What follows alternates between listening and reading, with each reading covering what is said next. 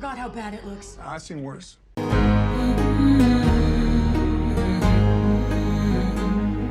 Greetings, fellow mortals. Just a reminder saying it's just my opinion is for cowards. Not gonna lie, I have very rarely been fond of any form of animation that's come out of Netflix, especially their TV shows. From Tomb Raider to Devil May Cry, from Hoops to Brickleberry to Paradise PD and to Big Mouth. Just why? How did that even get greenlit? How did it get so many damn seasons? How did it not get canceled? It wasn't funny or memorable in any conceivable way, and I haven't met a single person in real life who actually watched it.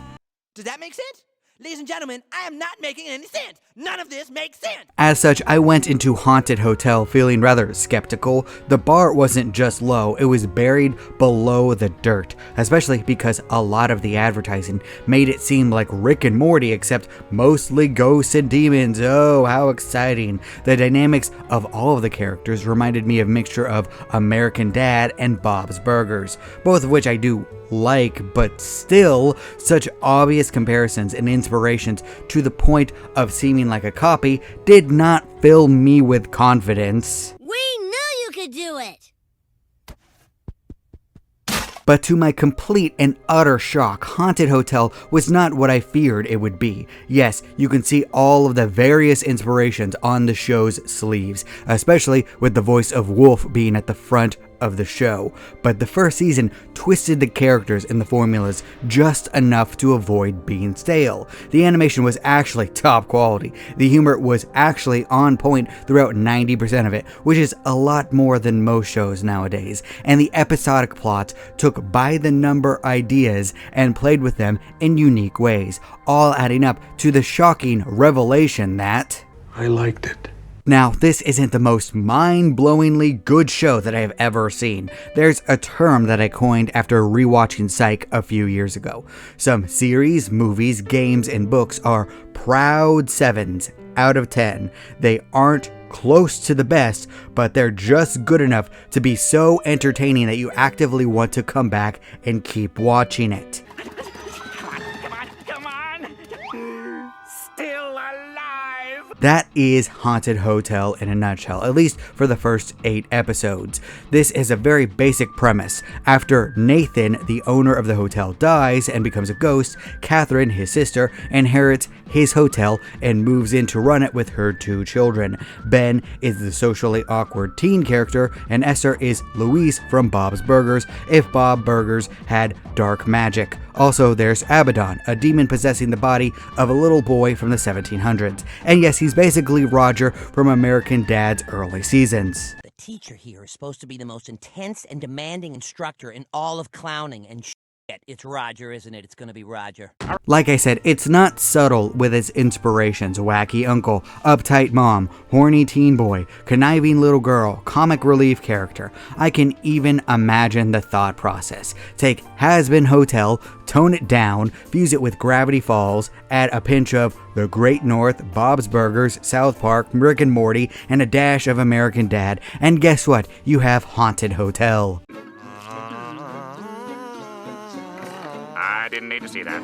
Why does this work? Why did I end up having a positive experience with Haunted Hotel when I really don't like the modern versions of most of the shows I just mentioned? Well, first off, they changed things just enough in Haunted Hotel to be fresh. The wacky uncle actually knows the ghost well and is integral to the unity of the hotel. He isn't useless. The uptight mom's concerns are actually pretty justified considering the circumstances. The teen cares more about emotional well-being and being liked rather than physical touch.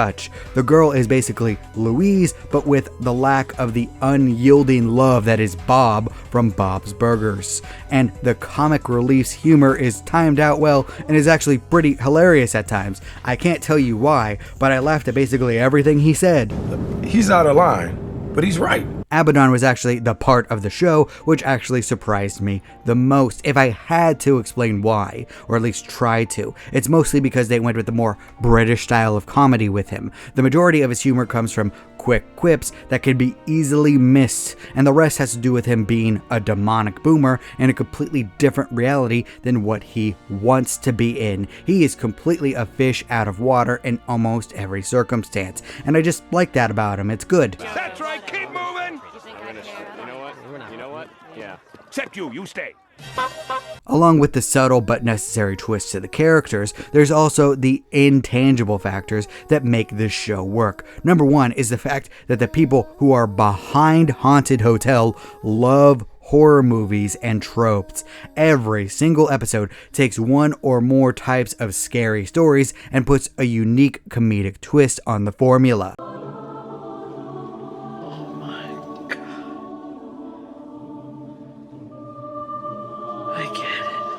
In terms of humor, I thought the Friday the 13th style episode was actually the best, but they did everything from zombies to demon attacks to The Exorcist to Lovecraftian monsters to fake ghost hunting shows to the Gremlins to even Casper the Friendly Ghost of all things. And somehow that all just works because of the most important factor. The people behind Haunted Hotel enjoyed making it. Well, hang on, you've just... No, I like it. This is brilliant, but I like this. Yeah, the people behind this really like horror stories. In fact, they absolutely adore them. So they make a parody of it that's actually entertaining, which is the point. It's why parodies and satires can work. The people involved need to be passionate about it. Otherwise, it feels like they're just making fun of things that they don't like for the sake of being mean and for absurd amounts of cash. Just let me die! Just let me die! Let me die in peace! There's also the important factor of remembering what came before. While mostly episodic, the show does remember the events, lore, and lessons revealed in previous episodes. Except maybe with Abaddon, I was a little confused at times. He was in the hotel before Nathan, but not in the hotel after Nathan. Did someone kick him out or something? I don't know. Maybe it's a nitpick, and I could just put it all together in my head. But everything else was surprisingly consistent and well explained, so it just kind of stuck out like a sore thumb. Am I so out of touch? No, it's the children who are wrong. I will say this, while most of the episodes were in fact proud sevens, it was the final two episodes which pushed this over the edge for me to the point that I actually love it. You see, Haunted Hotel suffers from what I like to call first season syndrome, meaning that the writers need to carefully establish the characters, the plot, and the setting slowly so that you're not overwhelmed, meaning that the best possible quality cannot exist at the beginning because they have to establish the foundation. It's not a bad thing. Even Breaking Bad and Avatar: The Last Airbender suffer from this. Who would ever say that their favorite part of those shows was season 1? Coincidence? I think not! That is why episodes 9 and 10 stood head and shoulders above the rest in almost every conceivable way possible, because they needed those first 8 episodes to establish everything so that the audience is invested and know what they need to for the real stories to hit. Kind of like how the climax of a book or a movie can't work without the journey up to it. The real problem is getting the investment in. Shows require hours upon hours upon hours to get to that point sometimes. Now we play the waiting game. No, the waiting game sucks. Let's play Hungry Hungry Hippos. Episode 9 is a weird one because it punches you with a surprising plot twist that kind of takes the air out of the jokes in a unique way. You still laugh, but in a more awkward way as the weight of the reveal remains on your mind. Kind of like what would happen in real life. It was really well done. It surprised me how seriously they took this situation. Of course, they did the same thing with absentee fathers an episode earlier, so I shouldn't be that surprised to find that they treated difficult topics seriously despite all of the wacky situations in the comedy. I am shocked. Shocked! Well, not that shocked. And the final episode was the absolute best because of one important reason. They built up to it. There was a hint earlier in the season that it would happen, that there was some type of overarching plot. The characters were developed. Everything was set up and paid off. The climax was surprisingly heartfelt and hilarious in equal measures. Once again, maybe not completely original. I could look at Futurama and draw comparisons, but it also made surprisingly perfect sense without voicing too much about how it worked. I absolutely loved the episode and the climax and conclusion of it. Perfect. Everything, down to the last minute details. So that leads to the problem with Haunted Hotel. The single best episodes in the first season were great because there was some type of overarching story in some ways that were paid off in those 2 episodes. But I don't see any of that as a possibility for a conceivable season 2. And that fills me with a sense of existential dread. Kill it! Kill it with fire! Everyone flee! I really like Haunted Hotel. In fact, I love it. But there's a trend of adult animation from the West. If it continues for too long without an overarching story that has paid off, it will eventually suck epic donkey balls, or at least become a shell of its former self.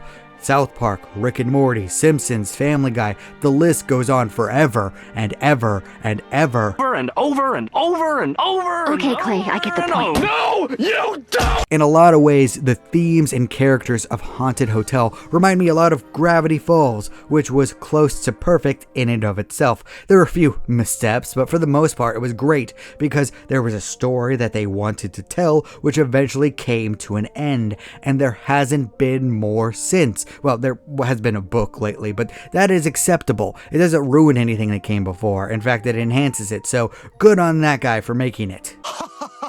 Excellent. Here, have a look. Good. Good. Haunted Hotel has proven that it can reach that level. It can reach the level of Gravity Falls or Moral Oral, but there are so many things that could hold it back. Adult sitcoms are designed to go on forever after all. There isn't supposed to be an end. It just continues, even after the story is over. That's why Rick and Morty feels like it's just continuing for the sake of money at this point. We just need money. One more decent take and we're gone. But in the opposite direction, there's also the Netflix problem of canceling everything and anything. So I get why Haunted Hotel wrapped everything up in one excellent season, but I want more without a drop of quality in terms of animation or writing. Yes, I'm willing to wait for it. I'm willing to give it time. They can have as much time as they need, but my God, am I worried that it's gonna fall apart in the meantime. How does it feel to have lived long enough to see all of your favorite franchises go down in flames? Feels great. As more time passes, I grow more fond of Haunted Hotel in my mind. Even the cringe humor of the clone episode hit with me. I was laughing so hard because of how awkward it was. Something about it just worked. This show has the it factor, but I don't feel like it's a complete package with one season. It shouldn't be done yet. There are even greater heights to achieve, but so much is working against it so that it won't get a second season and it won't possibly hold that same level of quality.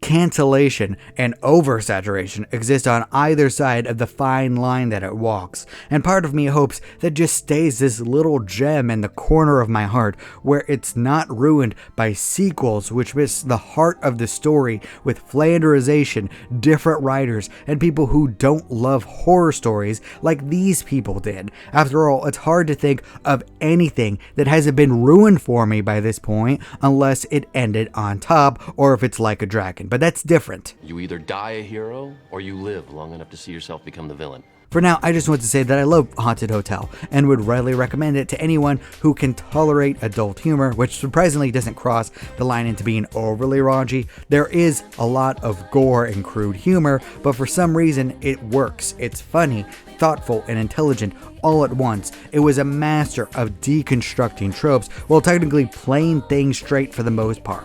while not perfect, it was a fun ride that I really hope isn't ruined anytime soon. I've only had Arlo for a day and a half.